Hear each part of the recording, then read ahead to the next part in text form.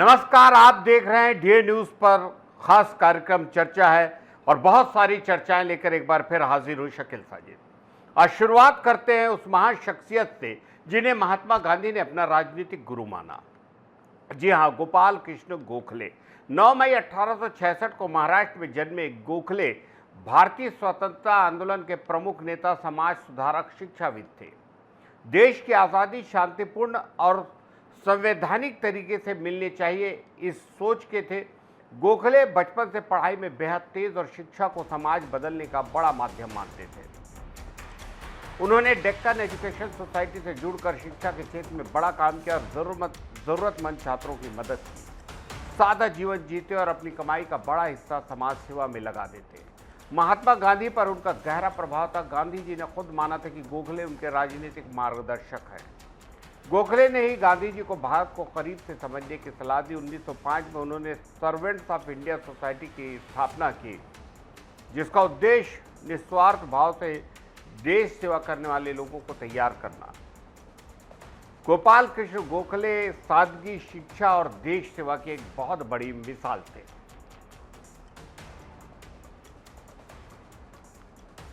भिलाई से फार्मेसी परीक्षा में बड़े फर्जीवाड़े का मामला सामने आया है, जहां डी फार्मेसी की परीक्षा में सामूहिक नकल और पेपर लीक का मामला खुला है। सबसे चौंकाने वाली बात कि छात्रों को आर्टिफिशियल इंटेलिजेंस की मदद से उत्तर भी लिखवाए गए। स्वामी विवेकानंद तकनीकी विश्वविद्यालय की उड़नदस्ता टीम ने जांजगीर चांपा के कई कॉलेजों में छापामारी की। जांच में कई बड़े खुलासे। बताया जा रहा है कि परीक्षा शुरू होने से करीब आधा घंटे पहले ही प्रश्न पत्र और उसके उत्तर व्हाट्सएप के जरिए छात्रों तक पहुंचा दिए गए। जब टीम ने उत्तर पुस्तिकाएं जांची तो बड़ी संख्या में छात्रों के जवाब एक जैसे मिले। जांच के दौरान कई परीक्षार्थी मोबाइल फोन के जरिए एआई ऐप का इस्तेमाल करते पकड़े गए। टीम ने मौके से मोबाइल जब्त किए जिनमें एआई से तैयार किए गए उत्तर मिलने का दावा है। प्रारंभिक जांच में करीब 500 छात्रों के इस नकल सिंडिकेट से जुड़े होने की आशंका है। 4 कॉलेजों में सामूहिक नकल और पेपर लीक के संकेत मिले हैं। जांच के दौरान कुछ कॉलेजों में सीसीटीवी बंद तो कहीं वीक्षक की टेबल से 20 पत्रों की नकल सामग्री बरामद हुई। एक कॉलेज में तो 8 कमरों की परीक्षा के लिए पर्याप्त पर्यवेक्षक तक मौजूद नहीं थे। विश्वविद्यालय प्रशासन का कहना है कि एक संगठित सिंडिकेट है जो दूरस्थ इलाकों के कॉलेजों में सक्रिय था। जब पूरे मामले में डिजिटल और तकनीकी साक्ष्य जुटाए गए और संबंधित लोगों पर अब कार्रवाई की तैयारी चल रही है। छत्तीसगढ़ सरकार के प्रशासनिक फेरबदल में 48 घंटे के भीतर बड़ा बदलाव देखने को मिला। पहले जिन पुष्पा साहू को कोरिया कलेक्टर बनाया गया, उनका आदेश बदल दिया गया। वे फिलहाल माध्यमिक शिक्षा मंडल यानी माशिम की सचिव बनी रहेंगी। बुधवार को राज्य सरकार ने बड़े स्तर पर आईएएस अधिकारियों के तबादले किए। इसमें कई जिलों के कलेक्टर बदले गए। उसी आदेश में 2012 बैच के आईएएस अधिकारी पुष्पा साहू को कोरिया कलेक्टर बनाया गया। लेकिन अब सामान्य प्रशासन विभाग ने नया आदेश जारी कर सूत्रों के मुताबिक पुष्पा साहू ने शासन के वरिष्ठ अधिकारियों से कलेक्ट्रेट पद नहीं संभालने की इच्छा जताई थी। बताया जा रहा है कि उनके बच्चों की पढ़ाई को देखते हुए उन्होंने यह आग्रह किया था। सरकार ने उनको अनुरोध को स्वीकार करते हुए उन्हें फिर से माध्यमिक शिक्षा मंडल के सचिव पद पर बनाए रखा। अब कोरिया जिले की नई कलेक्टर 2016 बैच की आईएएस अधिकारी रोक्तिमा यादव होंगी। इससे पहले उन्हें आयुक्त उच्च शिक्षा और राष्ट्रीय उच्चतर शिक्षा अभियान की जिम्मेदारी दी गई थी। वहीं रोक्तिमा यादव की जगह 2019 बैच की आईएएस अधिकारी रीता यादव को आयुक्त उच्च शिक्षा और प्रबंध संचालक राष्ट्रीय उच्चतर शिक्षा अभियान का जिम्मा दिया गया। सिर्फ 48 घंटे के भीतर सरकार को अपने प्रशासनिक आदेश में बड़ा बदलाव करना पड़ा, जिसकी चर्चा पूरे प्रशासनिक गलियारों में अब हो रही है।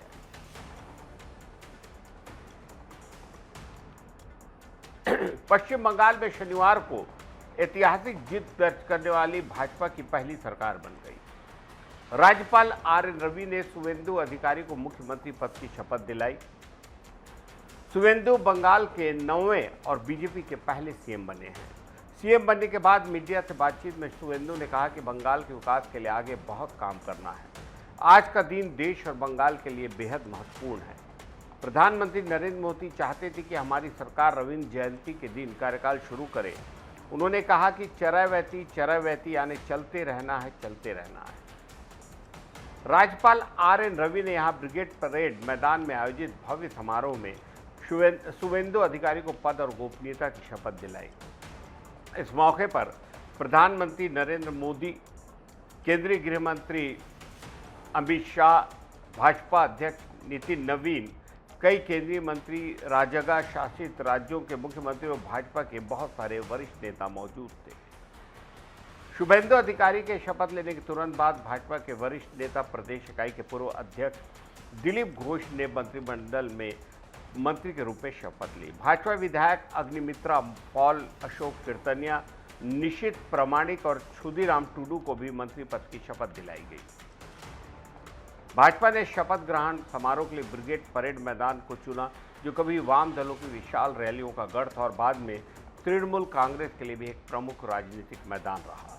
पश्चिम बंगाल में भाजपा के उदय के प्रमुख शिल्पकारों में शामिल शुभेंदु अधिकारी ने कड़ी सुरक्षा व्यवस्था के बीच शपथ ली। इस दौरान भाजपा के हजारों समर्थक समारोह स्थल पर पहुंचे थे। उन्होंने भगवा झंडे लहराए और जय श्री राम के नारे लगाए।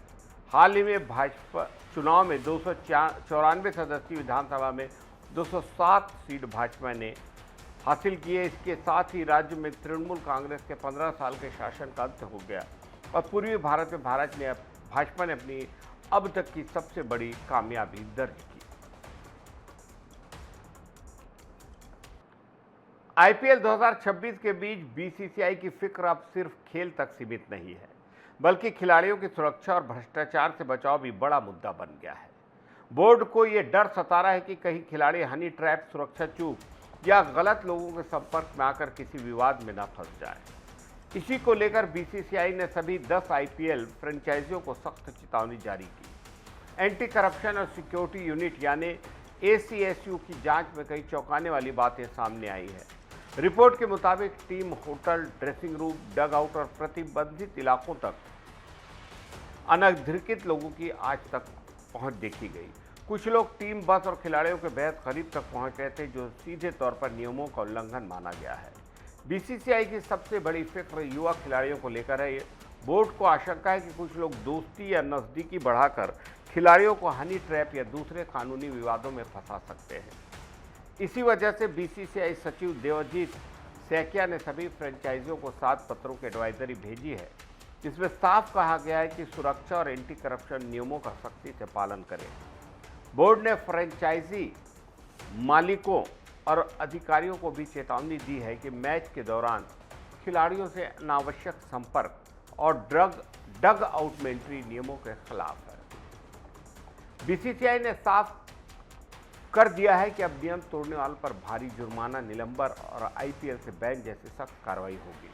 यानी अब आईपीएल में मुकाबला सिर्फ मैदान पर नहीं, बल्कि खिलाड़ियों को विवादों और खतरों से बचाने की चुनौती भी उतनी ही बड़ी हो गई है।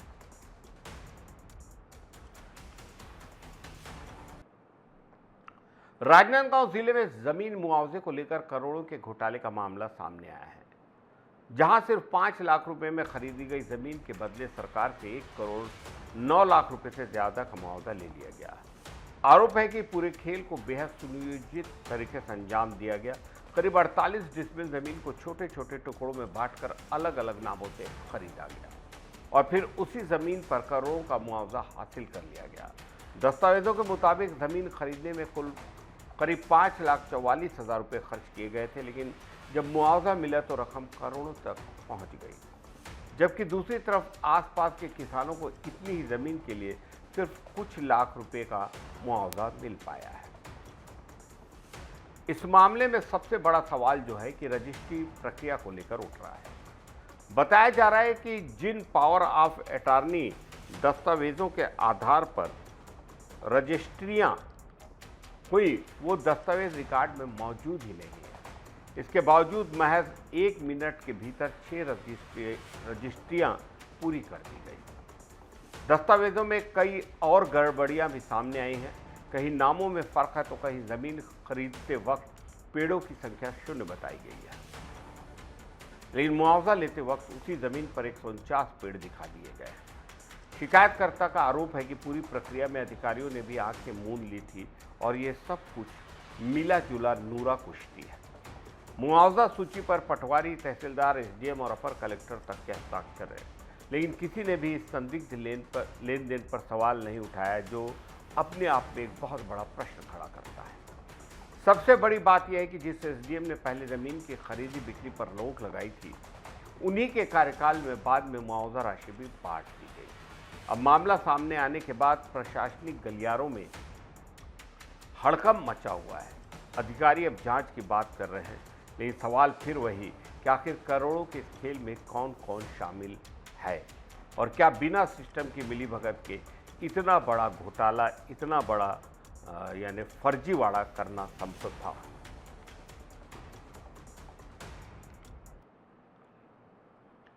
सोशल मीडिया की चमक दमक की सच्चाई अब धीरे धीरे सामने आ रही है। इंस्टाग्राम की कड़ी कार्रवाई के बाद कई बड़े खिलाड़ियों और सेलिब्रिटीज के लाखों फॉलोअर्स अचानक कम हो गए। इंस्टाग्राम ने हाल ही में फेक अकाउंट्स और बॉट्स हटाने का अभियान चलाया, जिसके बाद Virat Kohli, Cristiano Ronaldo, Lionel Messi, Priyanka Chopra और काइली जेनर जैसे बड़े नामों की फॉलोअर संख्या में भारी गिरावट देखी गई। रिपोर्ट के मुताबिक विराट कोहली के इंस्टाग्राम फॉलोअर 27 करोड़ 60 लाख से घटकर करीब 27 करोड़ 30 लाख रह गए। वहीं फुटबॉल स्टार क्रिस्टियानो रोनाल्डो के फॉलोअर्स भी 67 करोड़ 30 लाख से घटकर 66 करोड़ 40 लाख तक पहुंच गए हैं। लियोनेल मेसी फुटबॉलर के फॉलोअर्स में भी लाखों की कमी दर्ज है। इस कार्रवाई के बाद सोशल मीडिया पर एक बड़ी बहस शुरू है। सवाल उठ रहा है कि आखिर सोशल मीडिया पर दिखने वाली लोकप्रियता कितनी असली, कितनी नकली है और कितना हिस्सा फेक अकाउंट्स और बॉट्स का है। रिपोर्ट्स में यह भी दावा है कि कई बड़े सेलिब्रिटीज के अकाउंट पर फेक फॉलोअर्स की संख्या काफ़ी ज़्यादा थी। कुछ मामलों में यह आंकड़ा 50% से भी ऊपर बताया गया है।